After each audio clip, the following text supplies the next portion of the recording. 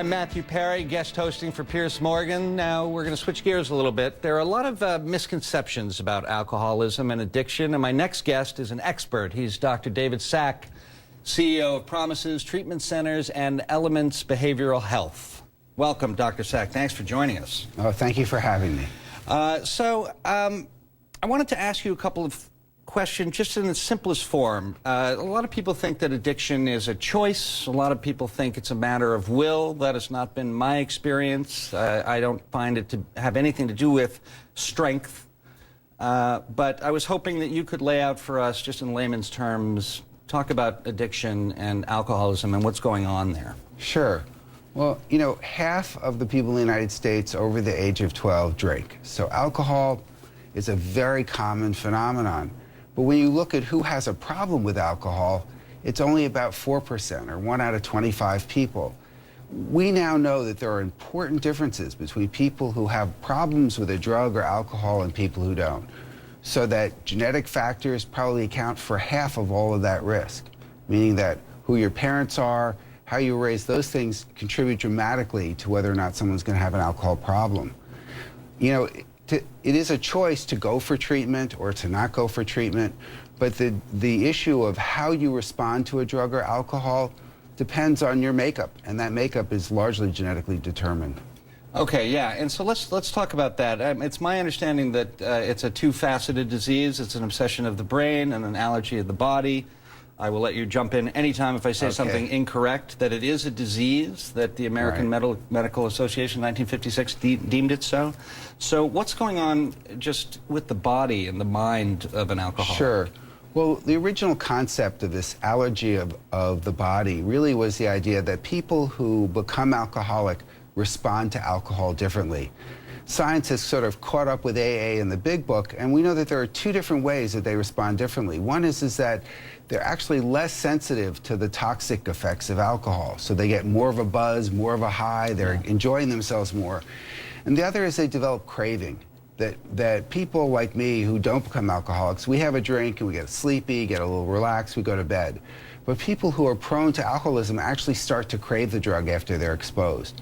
And we can actually show that these differences are driven by differences in how they absorb and metabolize alcohol and are different across countries and cultures. Yeah, I often noted that, to me, I always had this theory, and it's just my theory, that if a normal drinker has a martini, they feel a little dizzy and they feel a little goofy. If I have a martini, for the first time in my whole life, the world makes sense. I feel comfortable where I'm standing, and I've always had this theory that if alcohol felt to me like it did to you or to a normal man, they'd be drunk all the time too. Well, I think that's right. You can only become addicted to a drug that gets you high in some way, normalizes you, makes you euphoric, gives you a buzz, and those things are very different. We know that the people who are more likely to become alcoholics actually metabolize alcohol a little bit more slowly, so they have more of it around, whereas people like me, we metabolize it quickly and we get the toxic effects of alcohol. So we start to feel nauseated, dizzy, headachy, and so we don't have much reason to keep drinking. Now, we lost a very talented actor last week. Corey Monteith passed away, presumably from drug use. And what could have been done to save this guy? What could have been done? Well, you know, Corey had been in treatment before. He was in treatment recently. According to news reports, it was an overdose of heroin combined with alcohol. You know, that is probably the most dangerous combination. You know, and when you look at the treatment for heroin, there are medicines that can specifically block the effect of heroin so that if somebody goes out and uses, they won't overdose. And one of those medicines is called Vivitrol and naltrexone. And really one of the problems that we have right now is that it's vastly underused, that clients don't want an injection, families don't think it's going to be necessary. Yeah, I noticed that for me, the fact that I never tried heroin is the only reason I'm able to sit here. I'm positive. If I had tried that, I would not be around.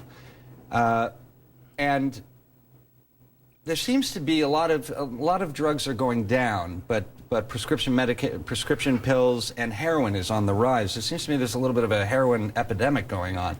When I was in high school, there was pot in our lockers, and now there's heroin. Well, the real epidemic is in prescription opiates, which belong to the same general category as heroin. And, you know, really and truly, the increase in overdose deaths is directly related to doctors prescribing and overprescribing pain medications to people with drug and alcohol problems who then go on to become addicted. You know, the reality is that drugs go in cycles. You know, we have an epidemic of amphetamines, and we have an epidemic of cocaine, and we have an epidemic of opiates. But in this particular case, the availability of prescription opiates is what's driving this epidemic. Half the people who start report that they got the drugs for free from a friend or a relative. Yeah. Yeah, I know that no person could have made me stop.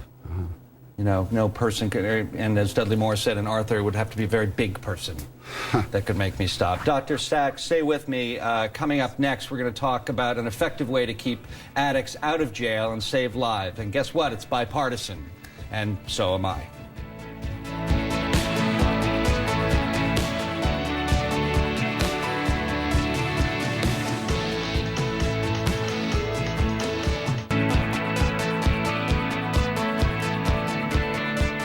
75% of people who complete drug court never see another pair of handcuffs. Never see another pair of handcuffs. We'll never see another pair of handcuffs.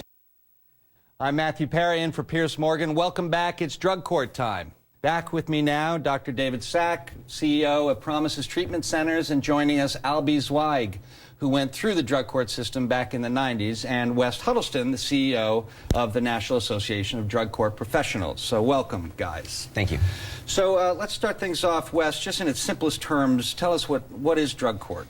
Yeah, well, drug court is a life-saving courtroom that's staffed by criminal justice professionals who are specially trained to actually treat addiction and mental illness. And it's unlike any courtroom you've ever seen in that the judge, the prosecutor, the defense attorney, probation, treatment professionals, everyone gets together and they actually work as a team to actually try to help drug-addicted offenders get their lives back and get clean and sober. So this is for first-time, non-violent drug offenders, correct? Yeah, or I could say that slower, but that's who it's for primarily, right? Actually, it's for offenders who are really pretty seriously engaged in the criminal justice system. They may have been on probation many times or in and out of jail. The key is that they're seriously addicted to drugs and nothing else is working. And so this team, this drug court team, actually fashions a sentence or fashions a plea agreement that connects them to treatment services that truly helps get them their life back. Great. And what is the success rate of drug court? Well, 75% of our graduates never see another pair of handcuffs. We just heard that in the PSA, but really that doesn't tell the entire story. Actually, we cut crime in half compared to jail and prison. So we literally can cut crime up to 50% in a community by using this drug court model versus sending somebody to prison who's addicted. And that saves taxpayers an absolute ton of money because, you know, offenders are not being rearrested, they're not victimizing society, and it saves a ton of money. So we have a thing that saves lives and it saves money. Yeah. There's not too many of those around. We have a success story here that I want to tell you about today. We have Albie Zweig, who went through the drug court system, as I said, back in the 90s. And so you were a hope-to-die, on-the-streets heroin addict. Correct. And last week at the drug convention in Washington, you stood up next to your wife and your little baby. Right. So how did that happen? How did you get from there to now here, sitting here on CNN? Well, it's a long story, but basically, you know, I had a really vicious heroin and cocaine addiction. I was distraught. I was arrested. I was charged with a felony. I was facing 4 to 12 years. I didn't know what to do. There was a part of me that had given up all hope because I had tried to quit so many times. I'd been through rehabs, I'd been through methadone maintenance, I'd been through the withdrawals.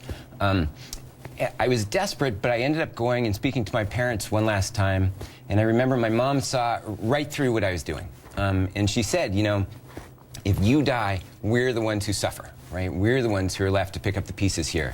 And so that was sort of that was a huge moment for me. And I said I would try one more time, and I was lucky because I was put into a drug court, and the stability and the structure of drug court changed something. and I started to have pieces of my life that I had lost come back to me. I had the opportunity to go to law school. That led to a job in the same public defender's office that had represented me in my case. And this February, I was appointed as a magistrate in the same court that had really helped to save my life 20 years before. People who managed to take care of their addictions enjoy unimaginable success. And stories like that fuel my engine, because I want stories like that to get as much ink and as much press as the tragedies that we read about as well, because there is a lot of hope. There is a tremendous amount of hope, and people change. And I think I want that message out there just as much as the negative things that are out there. So let me ask one of you,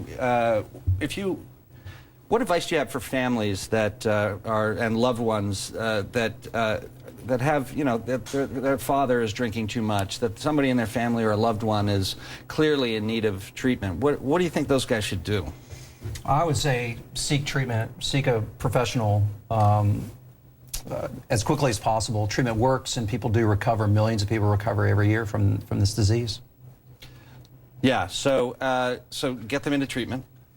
There's a myth that someone has to choose the day they're going to go to treatment, that somehow they're going to wake up that morning and they're going to say, this is a good day to get sober. And what we've learned from the drug courts, from physician programs, and from pilots programs is that when there's a consequence, it motivates people to get treated. Families can't wait for the right moment. They have to fight to try to get their relative to agree to go, and they have to push for that if they want to be successful. Yeah, it's really difficult, because in my case, as I said, there was no person that could make me go. I had gigantic consequences if I continued drinking. But there was no person. It happened for me when I went, oh my goodness, I'm going to die from this tomorrow if I don't get in.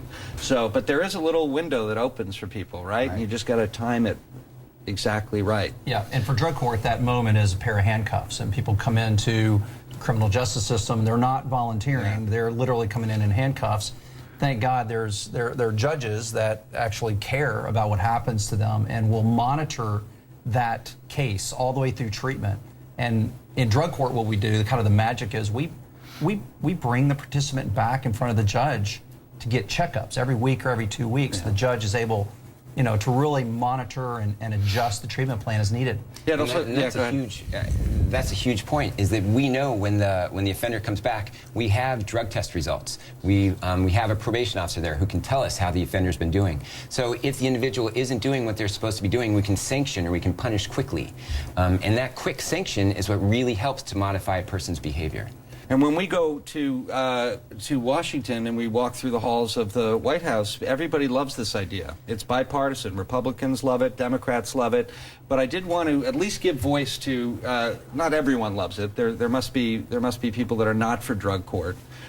For those people, who are they? Who's not on the drug court side, and what is their argument? Well, they really are one of two camps. One camp says that really all drugs should be legal. Heroin, methamphetamine, cocaine should be legal, and their criticism is that drug court is a criminal justice response, and they just believe it's bad policy. On the other hand, we have some prosecutors and some law enforcement officials who, as you and Dr. Sack so eloquently discussed right before this segment, just believe that addicts are bad people, that they're weak and they should be punished and incarcerated. And they're really turning a blind eye to the research that this is a disease and that it's treatable. So those are really the two camps that are against us. My biggest concern about drug court is that we're not reaching enough people.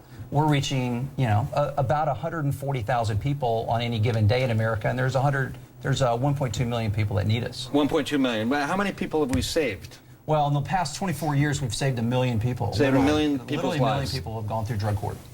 That is fantastic. For more information on drug courts, go to allrise.org. Coming up, the star of Parenthood and Gilmore Girls, Lauren Graham. Thanks, guys.